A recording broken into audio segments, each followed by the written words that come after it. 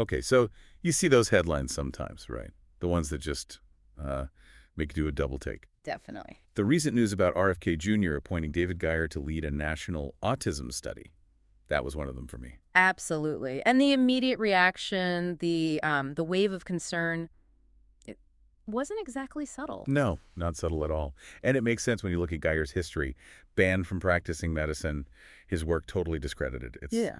It really is. It's not just, a minor controversy. People have very real, very deep concerns based on his past actions. Right. So that's what we're diving into today. We want to unpack this appointment, looking at it through the lens of this really sharp article by Dr. Jaime Hoerricks. Who chairs an independent review board. Right. So they have that ethical oversight perspective. Exactly. That's crucial here. Our goal is to kind of figure out the why behind this choice, understand Geier's background, and map out the concerns, especially for the autistic community. Because the immediate question is just, why him? Why pick someone so, problematic for a national study? The article argues pretty strongly it wasn't an accident. Doesn't seem like it. Oh. Okay, so David Geier. Who is he? The history is, well, it's alarming. It really is. He never actually held a medical license. Never. But for decades, he positioned himself as this, authority on autism research. And he worked with his father, Dr. Mark Geier. Whose license also got revoked eventually. Yeah. Together, they were really pushing that idea, totally debunked, now linking autism to mercury from vaccines. Specifically, thimerosal. Right, thimerosal. Yeah. And they added this twist that testosterone somehow amplified the mercury's effect. Which is a key part of how they justified their quote-unquote treatment. It's genuinely disturbing when you read about it. They were using Lupron. Lupron, yeah. Yeah. A really potent hormone blocker. Used for prostate cancer and, unbelievably, sometimes as chemical castration for sex offenders. In their justification. Was that lowering testosterone in autistic kids would somehow lessen mercury's impact on the brain. With basically zero clinical evidence, zero ethical justification for that kind of intervention in children. Exactly. The article really stresses that. It's using a powerful drug off-label on kids, and, the whole issue of informed consent is just murky at best. It's more than murky. You're talking about administering hormone suppressants without any valid medical reason. You've got parents who are understandably desperate, maybe getting misinformation. Right, bummer. And then you have autistic children being used essentially as test subjects for a theory built on fear, not science. It's ethically fraught, to say the least. And yet, despite all this baggage, all this history, David Geier was RFK Jr.'s first pick, his first thought for a national autism study. It's staggering. And the study itself, this plan for a national registry of autistic people collecting medical data. It raises its own set of questions, doesn't it? The purpose isn't clearly defined. No. And the article draws that parallel, to historical instances where collecting data on marginalized groups without really strong safeguards. It didn't end well. No, it often hasn't. And looking at the Geier's quote-unquote research, the actual logic they used, it tells you a lot. Yeah, let's get into that. Yeah. Their main hypothesis, back around 2005, autism is mercury poisoning and testosterone is like a magnifier. Right. The article breaks down the flawed logic pretty clearly. It's like, okay, mercury is toxic. True. Thimerosal contains mercury. True. But then the leap? Huge leap. Therefore, thimerosal causes autism. Just no evidence. Then they layered on another unproven idea. Testosterone makes mercury worse. Leading to the conclusion that if you just reduce testosterone, you could somehow treat autism symptoms. It's speculative and, frankly, dangerous thinking. It wasn't science looking for answers. No, it was a narrative looking for justification, a preformed belief that autism is an injury. And that narrative, simple as it was, resonated, didn't it? With parents looking for answers, with figures like RFK Jr. who seemed to buy into that autism is injury idea. Exactly. Even though the mainstream scientific community completely rejected it. The article calls it propaganda, not science. Yeah.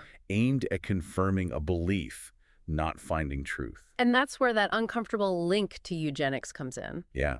Pathologizing autistic bodies, focusing on testosterone, which kind of medicalizes gender variance too. And just framing neurodivergence itself as this problem to be fixed, suppressed, controlled, that core idea of eliminating undesirable traits. It maps right onto eugenic thinking. It's chilling. And what's really telling is that even people within the sort of alternative environmental autism research world thought the Geiers went too far. Right.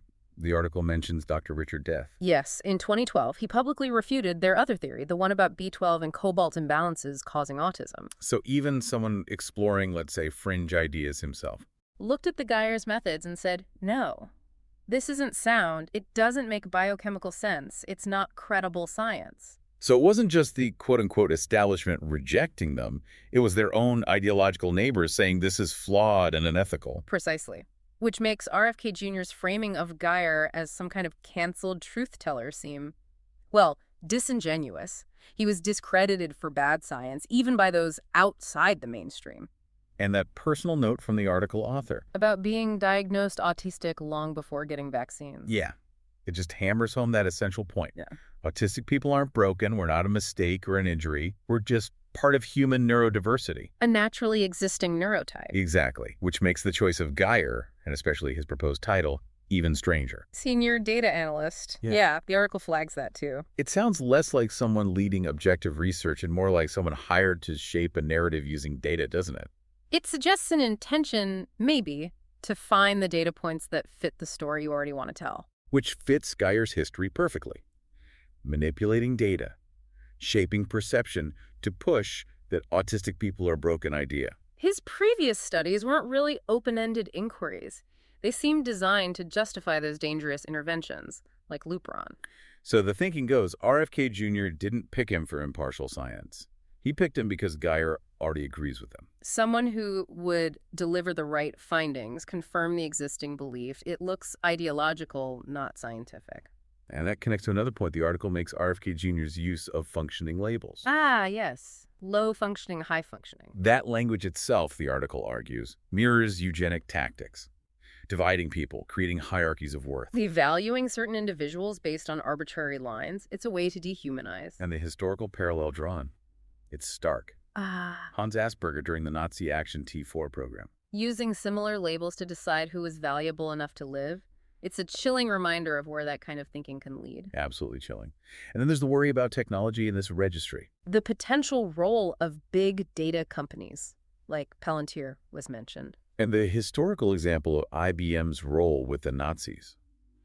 It raises serious specters of surveillance and control, doesn't it? It does. If you frame autistic people as damaged or poisoned, then collecting huge amounts of data on them can be spun as caring or helping. When it could actually be about monitoring and controlling, a very fine, dangerous line. And the article really stresses this isn't some fringe anomaly.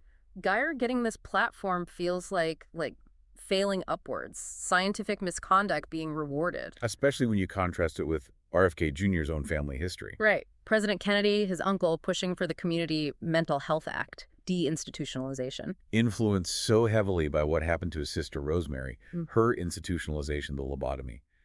It drove the family towards advocating for dignity and inclusion for people with disabilities. A really important legacy, and yet here we have RFK Jr. platforming someone like Geier. It's such a break from that legacy. Yeah. His own family members have condemned his views on these things. it really signals something broader, the article suggests. This isn't just about autism. It's about potentially using public health itself as a tool for control. The mainstreaming of really extreme, dangerous ideas. Yeah. The conclusion is that this proposed autism study feels less like genuine help and more like a performance, surveillance dressed up as support. So wrapping this up, the big concerns are clear. RFK Jr. picking Geier, a discredited figure with a history of unethical pseudoscientific practices. The potential dangers of a national autism registry without clear purpose or safeguards. And the way this whole thing aligns, disturbingly, with eugenic ideologies. And the core argument we've been exploring from the article is that this wasn't a mistake, it was a deliberate choice. Revealing a belief that autism is an injury needing a fix, needing control. Yeah, which leads to that final crucial message from the article. Autistic people aren't broken. We don't need fixing. What we need are systems that give us access, autonomy, respect. Our voices have to be central. Absolutely. So, the thought to leave you with, maybe. Mm-hmm. What does it really mean when someone with Geier's track record gets put in charge of something like this? It forces us to look critically at who gets to shape the narrative about health, about disability, about marginalized groups. Maybe it's worth exploring that history, eugenics, disability rights. Understanding that context feels more important than ever right now.